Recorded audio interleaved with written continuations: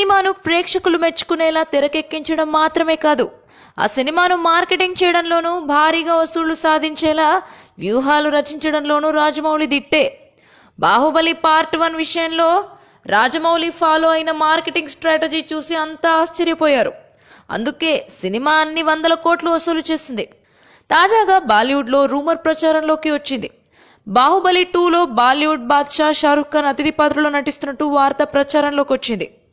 నిజంగానే రాజమౌళి విషయం దాస్తున్నారా? బాహుబలి 2 ప్రమోషన్లు మొదలైన తర్వాత సడన్ గా సర్ప్రైజ్ ఇచ్చి షారుఖ్ లుక్ రిలీజ్ చేయబోతున్నారా? షారుఖ్ ను సినిమాలో భాగం చేయడం ద్వారా బాలీవుడ్ మొత్తాన్ని సినిమాకు క్యూ కట్టేలా వ్యూహాలు రచిస్తున్నారా? ఇలా ఎన్నో సందేహాలు బాలీవుడ్ సర్కిల్లో చక్కర్లు కొడుతున్నాయి. అయితే ఈ విషయంపై రాజమౌళి నోరు విప్పట్లేదు. అందుకే ఇదంతా రూమరే అని అంటున్నారు కొందరు. అయితే షారుఖ్ సినిమాలో ఉంటే ముందు నుండే ప్రచారం చేసి సినిమాకు హైప్ తెచ్చేవారు కదా అని మరికొందరి వాదన. ఏది ఎలా ఉన్నా బాహుబలి 2 విషయంలో జక్కన్న ప్లానింగ్ చాలా పెద్దగానే ఉన్నట్టుంది. Tollywood latest news. For more updates on anything happening in Tollywood, please like, share and subscribe to Tollywood latest news.